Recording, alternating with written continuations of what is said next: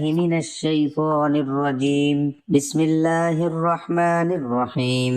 محترم بھائیوں اور بہنوں، آج آپ کے سامنے بغل کے بال صاف کرنا اور شرمگاہ کے بال صاف کرنا، اسی سے متعلق معلومات آپ کے سامنے پیش کرنے جا رہا ہوں۔ تمام دوستوں سے گزارش ہے کہ ویڈیو کو مکمل دیکھیے گا۔ محترم بھائیوں، جسم میں، بدن میں جو غیر ضروری بال ہیں، مردوں کے ہوں یا عورتوں کے ہوں، دونوں کے بارے میں بتا رہا ہوں۔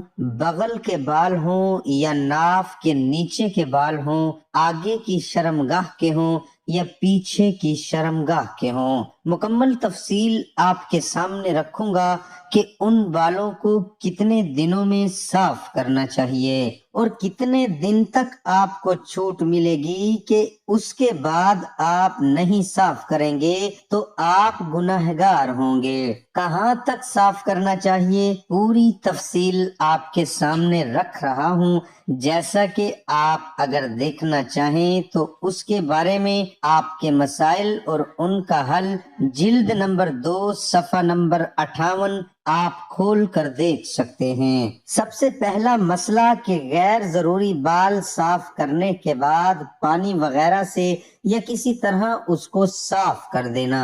لوگ یہ سمجھتے ہیں کہ جب ہم جسم کے کسی حصے کے بغل کے یا ناف کے نیچے کے شرمگاہ کے بال ہم صاف کریں گے اس کے بعد ہم ناپاک ہو جاتے ہیں، ہمارے لیے نہانا یعنی غسل کرنا ضروری ہو جائے گا۔ یہ ایسا نہیں ہے، غلط بات ہے۔ ہاں، جسم کی صفائی کر دینا، اس کے بعد پھر پانی ڈال کے صاف کر دینا تاکہ وہاں جو گندگی ہو وہ دور ہو جائے، یہ اچھی بات ہے۔ لیکن آدمی ناپاک ہو جاتا ہے، ایسا نہیں ہے۔ اس کے بعد یہ سمجھیں کہ ہر ہفتے مرد ہو یا عورت ایک دن جمعے کا آپ مقرر کر لیجئے، بغل کے ہوں یا زیر ناف کے بال ہوں، صاف کر لینا بہتر ہے۔ یا 14 دن میں یا 21 دن میں یا کم سے کم 7 دن ہونا چاہیے۔ اگر زیادہ دن ہو جائیں تو 40 دن تک گنجائش ہے۔ جب 40 دن ہو جائیں اور آپ صاف نہ کریں اس کے بعد آپ گنہگار ہو جائیں گے، یعنی 40 دن کے اندر اندر ان بالوں کو صاف کر دینا واجب ہے، مردوں کے لیے بھی عورتوں کے لیے بھی۔ لہذا اس کے ساتھ اگر کوئی 40 دن سے زیادہ ہو جائے صاف نہ کرے، گنہگار تو ہوا، اس کی نماز قبول ہوگی یا نہیں؟ اس کی نماز تو قبول ہو جائے گی، اور جو دوبارہ نماز پڑھا ہوگا دوبارہ نماز پڑھنے کی ضرورت نہیں ہے، لیکن اس طرح نماز پڑھنا اس حالت میں اس کے لیے مکروہ تحریمی ہے، گناہ بھی ملے گا۔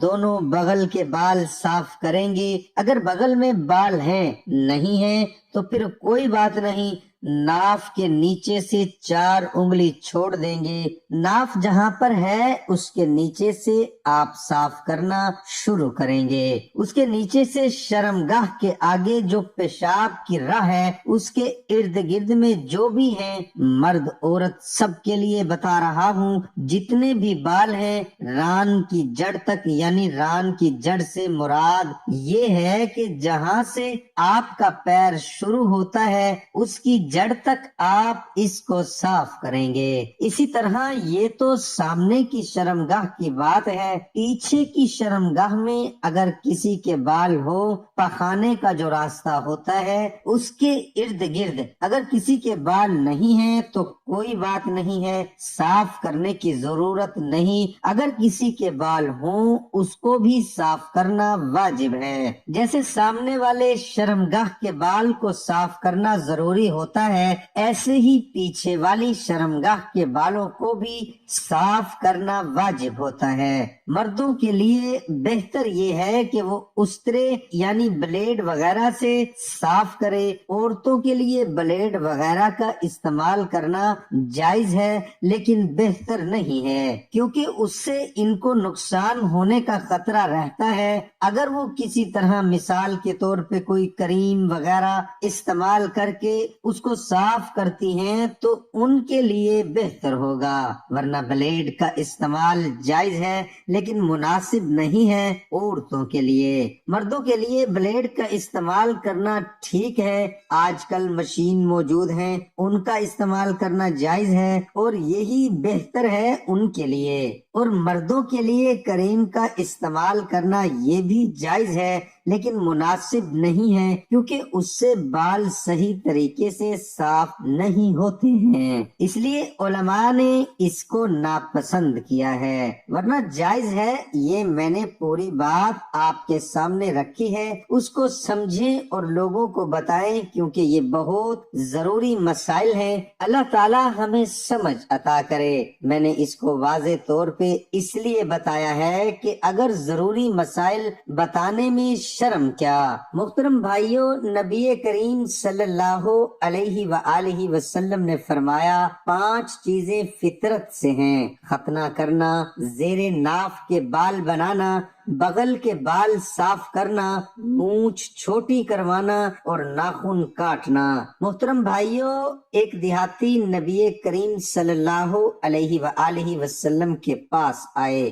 حضرت صلی اللہ علیہ وآلہ وسلم بیٹھے ہوئے تھے۔ انہوں نے عرض کیا، یا رسول اللہ، ہمارے درمیان کتاب اللہ کے مطابق فیصلہ کر دیں۔ اس پر دوسرے نے کھڑے ہو کر کہا کہ انہوں نے صحیح کہا، یا رسول اللہ، ان کا کتاب اللہ کے مطابق فیصلہ کریں۔ میرا لڑکا ان کے یہاں مزدور تھا اور پھر اس نے ان کی بیوی کے ساتھ زنا کر لیا۔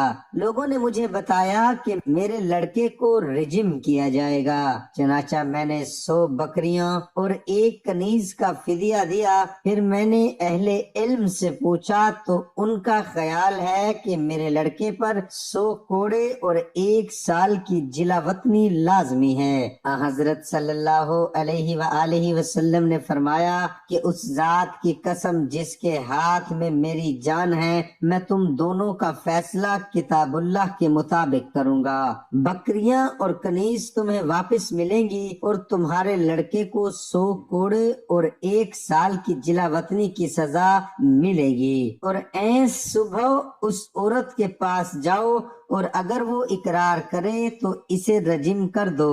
چنانچہ انہوں نے اسے رجم کیا۔ وہ عورت کہیں اور جگہ تھی، آپ نے اسے رجم کرنے کے لیے ایس کو بھیجا۔ اسی سے باب کا مطلب نکلا۔ کستلانی نے کہا کہ آپ نے جو ایس کو فریق ثانی کی جوروں کے پاس بھیجا وہ زنا کی حد مارنے کے لیے نہیں بھیجا، کیونکہ زنا کی حد لگانے کے لیے تجسس کرنا یا ڈھونڈنا بھی درست نہیں ہے۔ اگر کوئی خود آ کر بھی زنا کا اقرار کرے اس کے لیے بھی تفتیش کرنا مستحب ہے، یعنی یوں کہنا کہ شاید تو نے بوسہ دے دیا ہوگا یا مساس کیا ہوگا، بلکہ آپ نے ایس کو صرف اس لیے بھیجا کہ اس عورت کو خبر کر دے کہ فلاں شخص نے تجھ پر زنا کی تہمت لگائی ہے، اب وہ حد قذف کا مطالبہ کرتی ہے یا معاف کرتی ہے۔ جب ایس اس کے پاس پہنچے تو اس عورت نے صاف طور پر زنا کا اقبال کیا۔ اس اقبال پر ایس رضی اللہ عنہ نے اس کو